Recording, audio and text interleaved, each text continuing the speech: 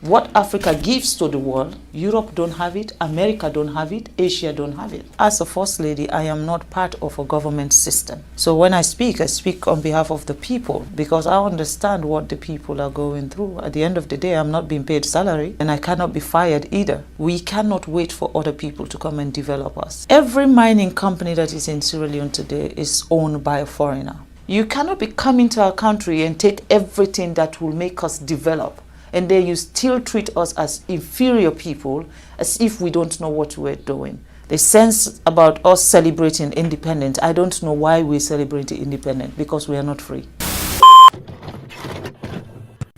One of the most fundamental corruptions of the social contract in human history is colonialism.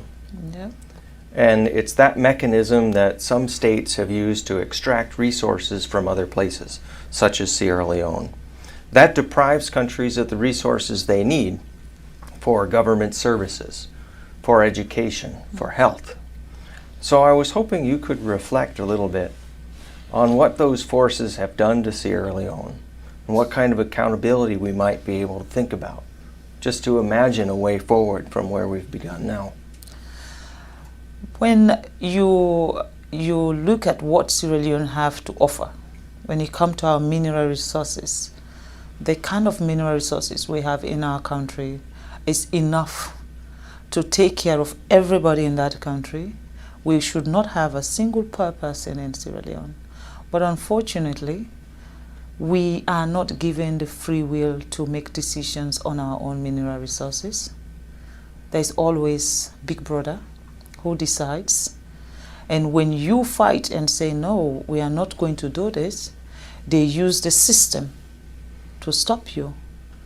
It's either they set you up with the opposition and they'll be supporting the opposition against you from the back, or they cause unnecessary chaos in your country so that you are not able to even govern your own people. They will do things to make you not to be functionable. And of course, any country that don't have peace cannot develop. You have to have peace before you talk about development. I'll give you a simple example about Sierra Leone. Every mining company that is in Sierra Leone today is owned by a foreigner. Every mining company. If it's not the Chinese, it's the American, it's the British. Our electricity, Bumuna, is run by the British, and we still don't have light. We're looking for light, electricity. If you don't have electricity, how can you talk about education? How can you talk about health facility? How can you talk about improving the infrastructure of your country? We don't have electricity. Now, do we actually even have proper water, pipe-borne water, so that our kids will not be sick? We don't have those facilities. Why? With all the minerals we have, there is a cap you put. Before my husband became the president of Sierra Leone was benefiting, they said, what's the word? 0.000.1%. What is that? Basically, a company can take as much as $100 million out of the country in terms of minerals, and then they can just give the country $10,000. Now, what will $10,000 do for our health system? What does $10,000 do for our educational system? And these are the things I believe that are stopping Africa from progressing. We don't have a say. The sense about us celebrating independence, I don't know why we celebrate independence, because we are not free. That is my own take. I'm not speaking also on behalf of the government of Sierra Leone, nor am I speaking on behalf of His Excellency the President. I am speaking as Fatima, as a citizen of a country who believes that things need to change. Where do we go from here? Do you have any practical ideas about where we might start? Or collective ideas that we might gain support for? I feel Africa, patriotism is very important. You have to love your country to want your country to be a better place. Patriotism, I think we have to have that sense of patriotism in our countries, and our leaders also should be subjected to that. You know, it is not only when you were talking about election and then everybody come out and celebrate, and after election, that's it. Accountability. Who accounts for what is happening? Who is the one who is changing the narrative of what is happening? Like I said, as a First Lady, I am not part of a government system. I am a wife of a president. So when I speak on behalf of the people, because I understand what the people are going through. At the end of the day, I'm not being paid salary, so, and I cannot be fired either. So that's the advantage. That's the advantage of being a First Lady. But I believe that for Africa, what is happening in Africa today, it need to change, and it need to change now. There is no time like now, because for Sierra Leone, we now have a president who believe that we cannot wait for other people to come and develop us. We cannot wait for another country to come and prescribe how our country should be run or what we need in our country. You know, this divide and rule, if you're close to China, we will not come to your country. If you're close to America, we will not come to your country. I mean, the fight that is between England, Europe, America, China, Russia is not a Sierra Leone fight. That's not our problem. We're fighting for our daily bread. We're looking to have education, just like America. We're looking to have good health facility. Just like Europe, we're looking to have governance structure where one single person cannot be the dictator of a nation. That's what we're looking for. And in that process, we're going to be allies to everybody who wants us to grow. But if we now align ourselves with someone, and then this other person now feel offended that, oh, you know, I'm coming from China now. I flew in, I mean, I've gone around the world to get to Boston, you know. I went to China and then come here. Before here, I went to England and then flew into America. For me, I'm not restricted where I should go or who I should be talking to.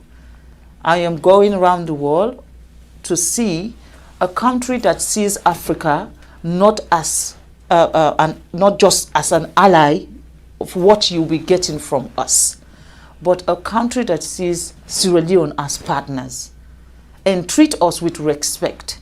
You cannot be coming to our country and take everything that will make us develop, and then you still treat us as inferior people, as if we don't know what we're doing.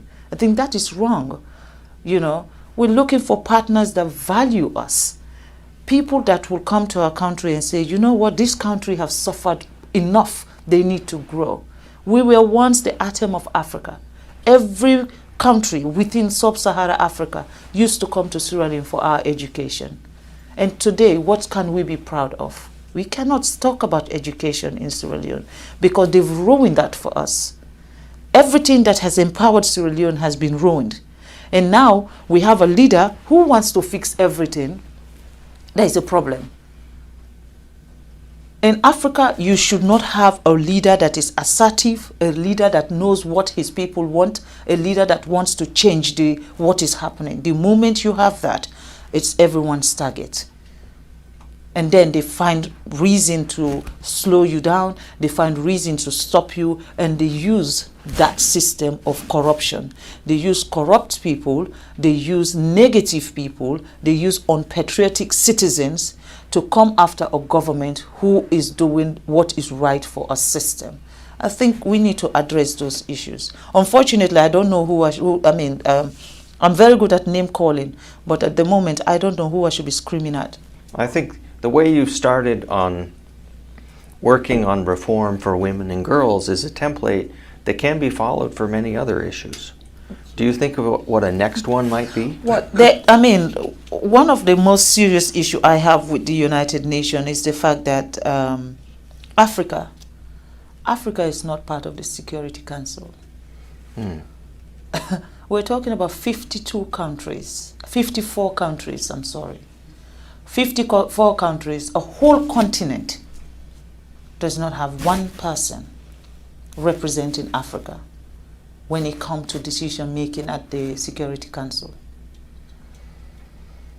And I'd observe also that no African country has its own executive director at the World Bank either. Unfortunately, we Yes. don't know how to manage money.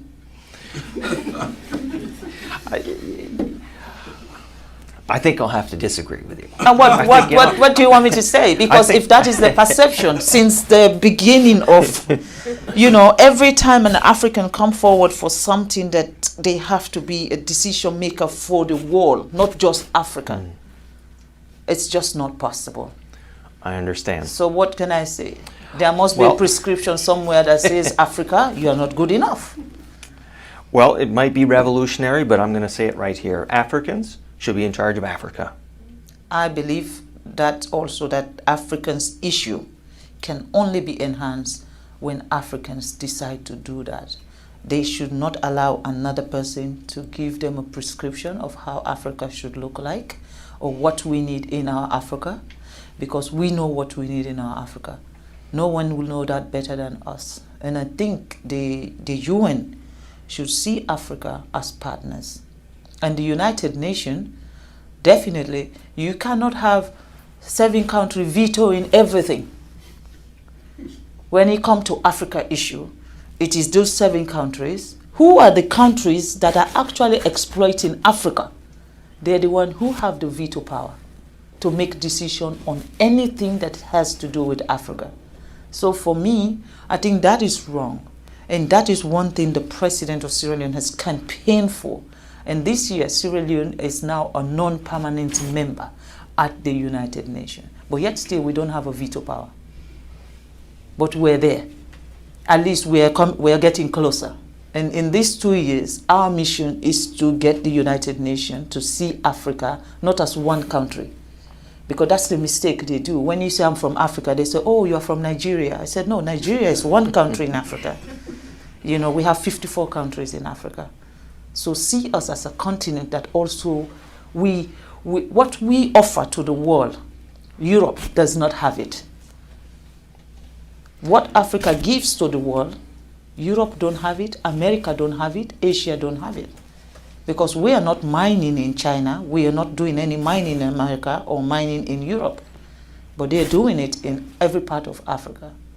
Not just Sierra Leone, go to Democratic Republic of Congo, go to Botswana, go to Angola, go everywhere there is mineral resources. It is the West and the Chinese who are there.